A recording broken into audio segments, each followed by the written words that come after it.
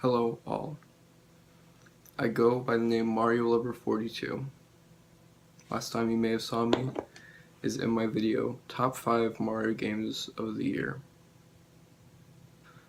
I want to deeply offer an apology for anyone who may have had to sit through that piece of garbage video. I know that I can deliver better content, and I know that I can do better. As a reviewing connoisseur of sorts, I need to hold myself to better standards than this. My old video at least, was full of ramblings. It was full of incessant ramblings where I couldn't even hold a thought for 30 seconds. And I know that since I can do better than this, I want to bring it upon myself to apologize to everyone who had to sit through that video and offer an extended apology by re-releasing it with new, more intellectual touch to it, where it'll spark debate. It may spark some controversy, but I want to do anything I can to absolve me of the sin that was that atrocious video. I hope you can enjoy the new Top 5 Mario Games of the Year, brought to you by Mario Lover 42. Number 5 on this list is Super Mario Bros. For the NES. I feel like this game does something that no other game does. It makes you think about the elements of platforming. It makes you think, why am I jumping? It makes you think, why am I doing everything that the game wants me to do? Because before every game, I know that at least I'm the one who's mentally prepping for what this game's about to serve me. And Super Mario Bros. Blew me away with how it completely toppled over what I thought it was gonna be. It carefully deconstructed everything I expected of it. And that's what I love in games. That's what I love about gaming. Something that just blew me away about Super Mario Bros. Was when I saw a hole, I knew I had to jump. That kind of thing is impartial to what I have to do. When I see a Goomba, I jump. When I see a pipe, I jump and then go in. It's little things like these that make Super Mario Bros. Deserving of the top 5 on this list. The number 4 spot on this list goes to Super Mario 3D World, and I will admit, my opinion on this game has changed so much since my last video. I was bashing it in the last video, saying it did stuff wrong, but I was the one who was wrong. Since then, I have been playing through this game non-stop. I will stay up on weeknights, in which I go to bed at 6 p.m., and I will stay up till 10 p.m., jumping from pipe to pipe and going in them, and also going out. One thing I enjoy about Super Mario 3D World is that it practically gives you the choice to choose any character you want. Something that other games don't do. In Super Mario Bros., you had the choice between Mario and Luigi, and that was something that I hated about. I hated Super Mario Bros. I do not like that game. The Wii U lineup is incomplete without a copy of this game in your library. This game is something to reflect upon for the ages. Something that says, my gameplay is good, and every other game has mediocre gameplay, and you should only play me.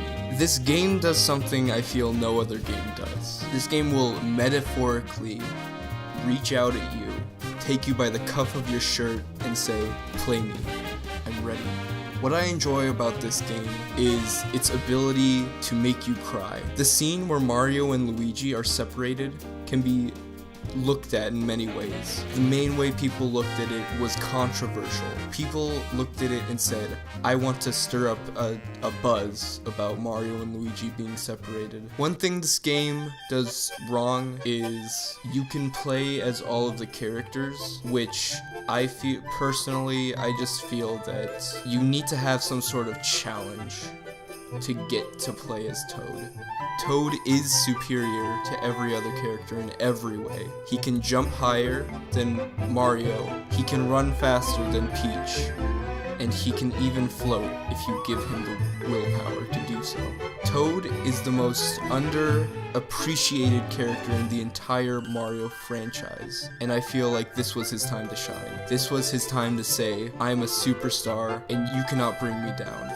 Number 3 on this list actually goes to Hotel Mario. In a situation where I'm looking back on the games I played, I'm reflecting, I'm doing some very harsh reflection on the games I've played and what I thought about them. If I want to be honest, Hotel Mario isn't too bad of a game. It scores over Super Mario Bros. For the NES, Super Mario 3D World, and it deserves that spot. For an intellectual twist on it, I don't even think it's a twist. I think that the creators of this game were intentional with what they did. I feel as if the animation some may consider choppy or weird, it makes you think. It makes you think about the game you're playing. It makes you think about the game that you are playing right now, and it makes you wonder, what would happen? What would happen if I didn't have limits? What would happen if I didn't make Mario jump, but I made him fly? That's the kind of game Hotel Mario is. A very underappreciated line. When Mario's in one of the hotels, he delivers a monologue where there's a lot of toasters in the room, obstructing his path, maybe a mental block of some sorts, and he says, "You know what they say, all toasters toast, toast," and he made toast with Bowser's sourpuss bread. This reveals multiple things to us. This reveals that there's a Bowser supermarket in the world, which I think delivers more information than any platformer ever could. I feel that this opens up multiple options. This opens up multiple explanations to the characters we know and love in the Mario universe. Mario's delivery in Hotel Mario is immaculate.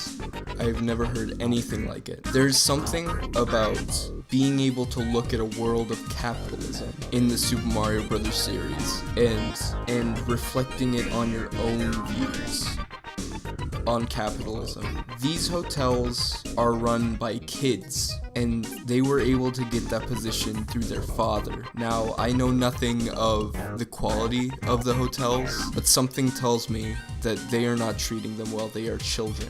Hotel Mario would get a solid 10 out of 10 in my book. Hotel Mario is the game that is bold, it is valiant, and it's willing to say, I am better than the rest. I am on a system that you do not have. I am Hotel Mario, and I'm here. This game makes a statement like no other. This game says, I am Hotel Mario. I am on a system you cannot afford. You want to play me, but you will never get to. And I feel like that kind of statement is beautiful.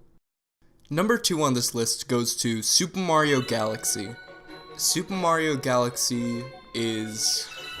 it's really, I can't say it's anything else but a statement to the gaming world. When the Super Mario Galaxy team conceived this beautiful game, they were all thinking the same thing. This game is not to play, but to soak in. This game is an emotional roller coaster, and I feel the only way to back up this number 2 spot is to have you play it. Go out, go play Super Mario Bros. 2, and tell me what you thought about it. Number 1 on this list goes to Super Mario 64.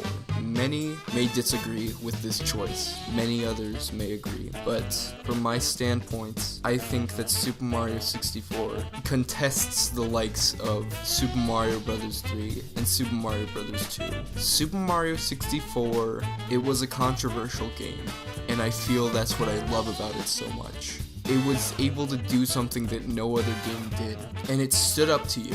It said, when you're playing me, when you're playing my levels, I don't want you to smile, I don't want you to have fun. I want you to know what you're playing, and I want you to respect what you're playing.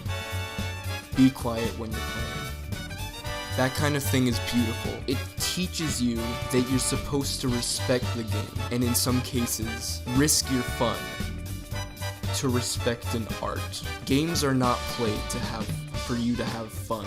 Games are played so you can respect them as an art. I personally didn't have any fun in playing Super Mario Bros. 64, but I had fun imagining the work behind Super Mario Bros. 64, and that's what's beautiful about gaming to me. Super Mario Bros. 64 is similar to other games and so much different in so many ways. And with that, I conclude my list of the top 5 best Mario games. I hope this video is a proper apology to anyone who may have had to deal with the last one, and I hope everyone who had to sit through it can forgive me. I really want to make more content.